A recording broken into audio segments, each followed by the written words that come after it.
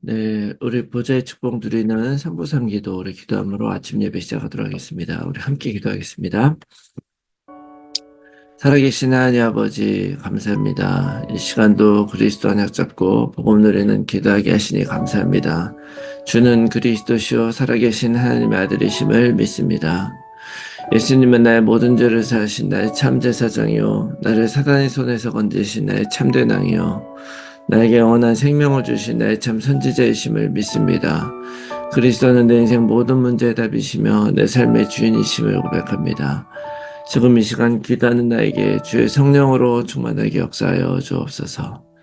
하나님, 지금 이 시간 성삼위 하나님께서 말씀으로 내 삶 속에 성령 충만함과 우력을 더하여 주시옵소서. 말씀을 선포하시는 성부 하나님, 그 구원의 말씀을 성취하시는 성자 그리스도 예수님, 말씀으로 나와 함께 하시는 성령 하나님이 영력, 지력, 체력, 경제력, 인력으로 충만하게 하사 237 나라 5천 종족을 살리게 하옵소서.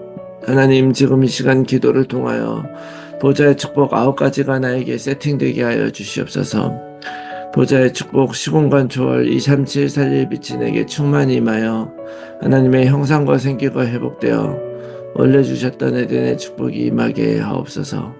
그리하여 나와 교회와 현장에 전무후무한 응답을 주옵소서. 하나님, 지금 이 시간 보좌의 축복이 실현되어 삼시대 살리는 축복의 증인이 되게 하옵소서. 늘 생명력이 넘치는 강단 말씀이 선포되게 하셔서 목회자와 함께 교회를 살리게 하옵소서. 그 선포된 말씀을 붙잡은 중직자를 통해 교회와 현장과 산업이 살아나게 하옵소서. 그래야 렘넌트가 일어나 전 세계를 살리고 미래를 살리게 하옵소서. 오늘도 언약 잡고 기도하는 우리들에게 최고의 축복을 부어주시고 축복을 볼 수 있는 영혼과 믿음을 허락하여 주시옵소서.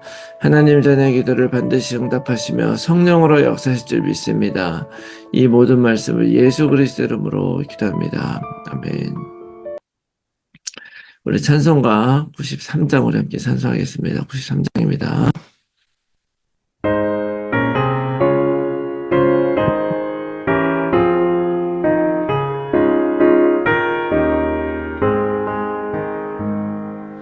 예수는 나의 힘이요 내 생명 되시니 구주 예수 떠나 살면 죄 중에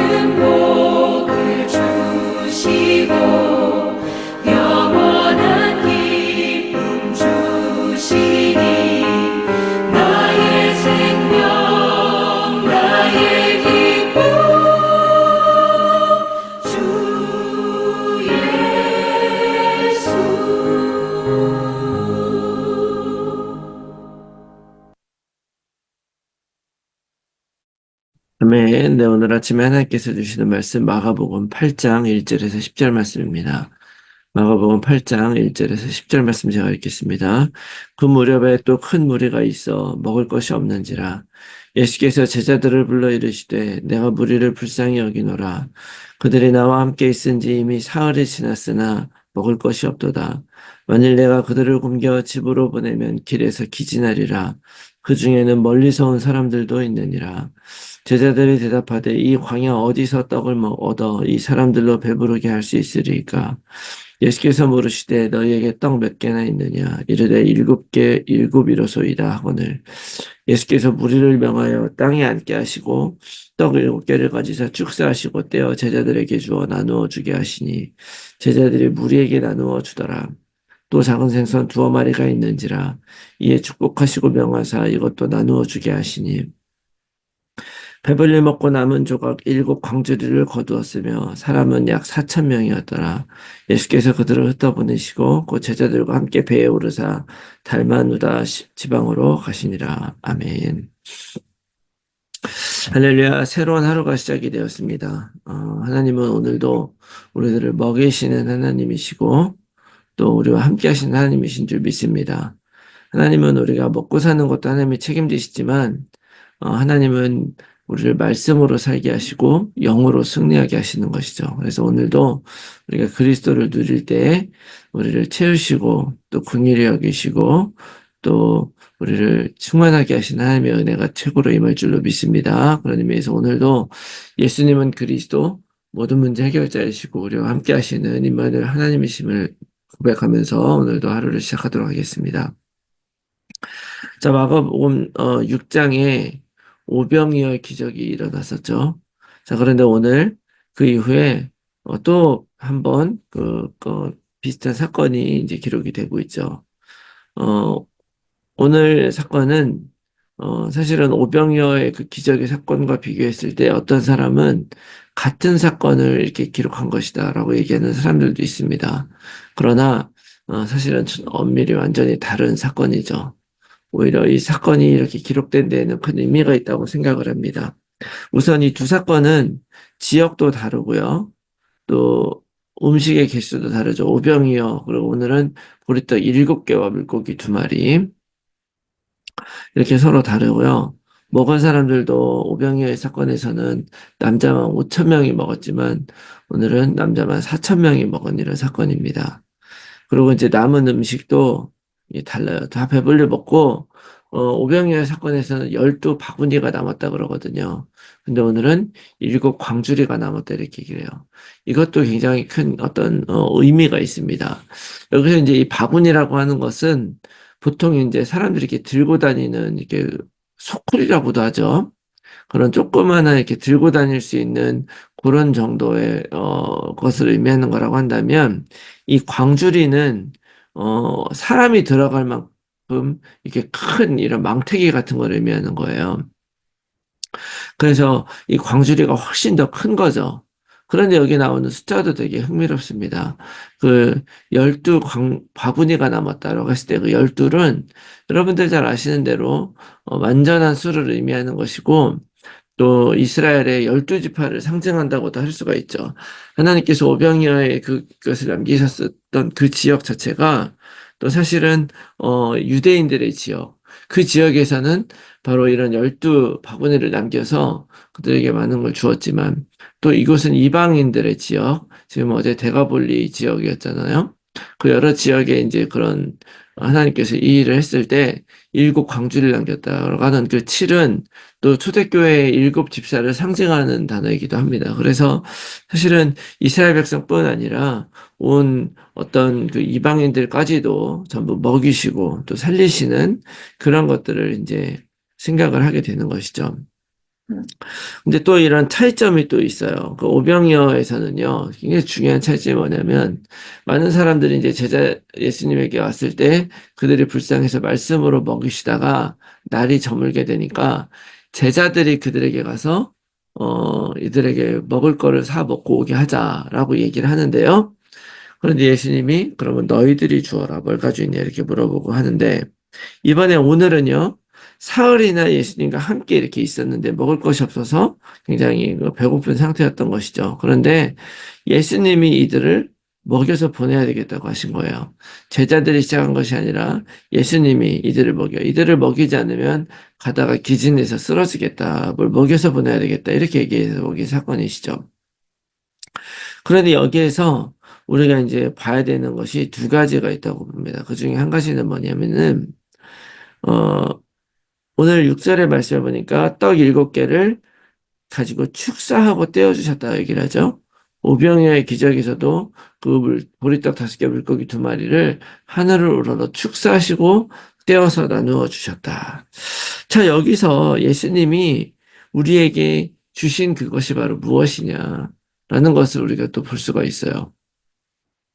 이번 주 우리 강단 메시지 마태복음 26장의 말씀을 통해서 성만찬 본문을 봤잖아요. 그 성만찬을 마지막으로 제자들과 함께 먹을 때에 그 예수님이 제자들에게 이제 무엇을 떼어주십니까?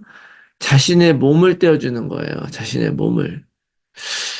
사실은 저는 이 마태복음 오병이어의 기적의 사건, 이 칠병이어의 기적의 사건이 바로 최후의 만찬과도 이어지는 본문이라고 봅니다. 왜냐하면 사실은 우리들은 먹어야 되고 그렇게 살아야 되잖아요. 그렇게 살아야 되는 우리들에게 예수님은 떼어서 나누어 주시는데 제자들에게 어떻게 하냐? 제자들이 가지고 있는 것을 가지고 예수님께서 하늘으로 축사하시고 떼어 나누어 주셨을 때 우리가 가진 것으로 그들에게 이걸 나눠주는 거예요. 우리가 가진 게 뭐겠습니까? 처음 물고기 2마리, 물고기 7마리, 물고기 2마리, 보리떡 5개, 보리떡 7개, 물고기 2마리, 많지 않은 거예요. 작은 거지만 우리가 가진 것이 예수께 갔을 때 예수님께서 축사하시고 우러러 떼어주셨다. 이게 바로 우리가 가진 모든 경험들, 하나님에 비하면 우리들의 인생은 너무 작은 거지만 그 작은 우리들의 인생이 예수님의 손을 거쳐서 바로 증거가 되고 살리는 그것이 된다는 거예요. 이것으로 살아간다는 것을 상징하는 것이죠. 그런 제자들에게는 이제 예수님이 자신의 몸을 떼어서 주시는 거예요. 예수님의 그 십자가의 삶, 십자가의 죽음, 그것을 떼어서 주는 거죠. 여기서 자기 몸을 먹으라고 얘기하는 것은 무엇을 의미하는 것입니까? 이거는 그냥 단순히 죄사함을 의미하는 게 아니죠. 먹어야 돼요. 사람은 먹어야 된다고 먹어서 먹지 않으면 죽잖아요. 죽는다고 생각하는 거예요, 먹을 것을.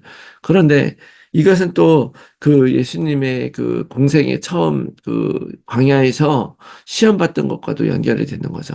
예수님이 세례 요한에게 세례를 받고 공생애를 시작했을 때 제일 먼저 광야에 가서 40일간 금식하신 후에 사단에 이끌려 시험을 당해요. 마가복음에는 시험을 당했다는 이야기만 나오지 그 자세한 내용 나오지 않습니다. 그런데 마태복음은 그 시험의 내용을 기록을 하고 있습니다. 첫 번째 사단이 뭐라고 시험하느냐? 너가 지금 너무 배고프고 힘들지 않느냐? 여기에 있는 돌을 떡으로 만들어라 라고 얘기했을 때 예수님이 뭐라고 얘기하십니까? 사람은 떡으로만 살 것이 아니요 오직 하나님의 말씀으로 사는 것이다 라는 말씀을 주신 거죠. 이 말씀이 바로 예수님의 그 모든 공생의 삶을 관통하는 거예요.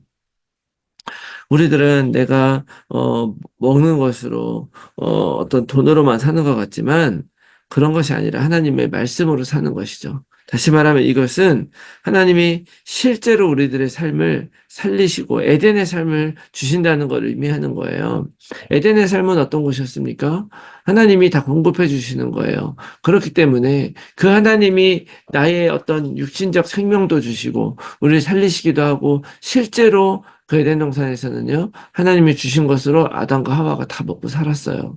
그것이, 우리는, 돈 많이 벌고 성공해서 편하게 먹고 사는 것 같지만, 에덴 동산의 삶은 편하진 않았을 거예요.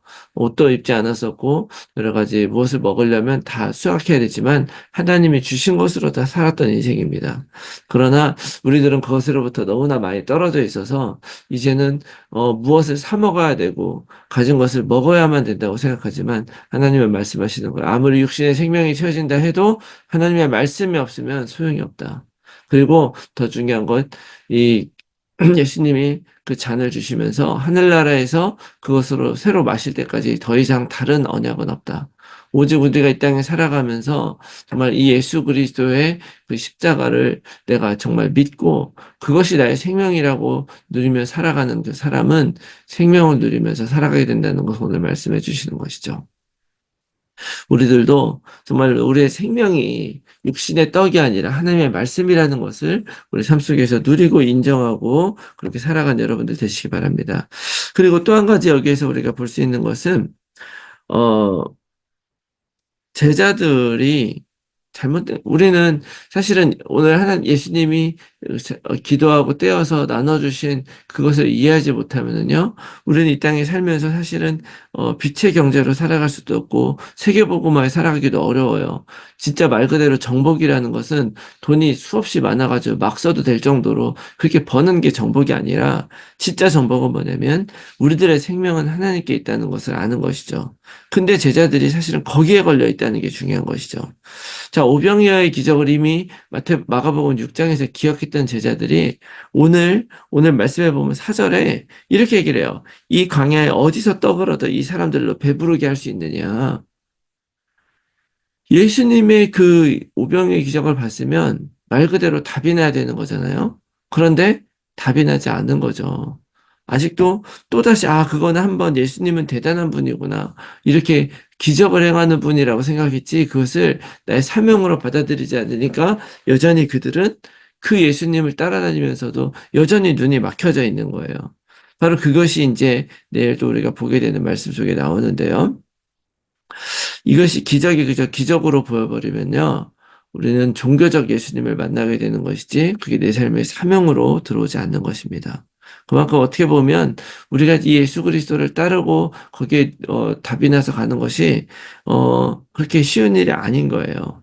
그러나 우리가 정말 더 그럴수록 더 깊이 발견해야 되는 것은 그만큼 우리가 하나님을 많이 떠난 사람들이구나. 그리고 그만큼 하나님으로 가까이 가는 것을 사단이 정말 방해를 하는구나라는 걸 발견하시고 오늘 다시 한번 얼마나 내 안에 예수님이 주인 되시는지 발견하는 시간 되시길 바라고요. 그리고 우리에게 사명 주시고 자기 몸을 나눠주신 예수님으로 생명을 누리면서 살아가면서 승리하는 오늘 하루가 되시기를 예수 그리스도의 이름으로 축원합니다. 아멘. 제 말씀 놓고 우리가 함께 나눌 기도의 제목은요. 우리를 위해 자신을 내어주신 그리스도의 놀라운 사랑을 믿고 의지하며 나의 생명으로 삼아 살아가게 하여 주시옵소서. 그리스도를 제대로 발견하게 하시고 오직 그리스도로만 살아가게 하여 주시옵소서. 모든 성도들의 삶 현장에서 말씀 운동에 결실을 맺는 전도자로 살게 하여 주시옵소서. 우리의 자녀들을 오직 그리스도로 살게 하시고 237 치유 서밋의 지도자로 살아가게 하여 주시옵소서. 불신자 자녀 또는 가족들이 복음만에 들어올 수 있도록 성령께서 역사하시고 하나님의 시간표가 될 때까지 오직 약속 붙들고 기도하게 하여 주시옵소서.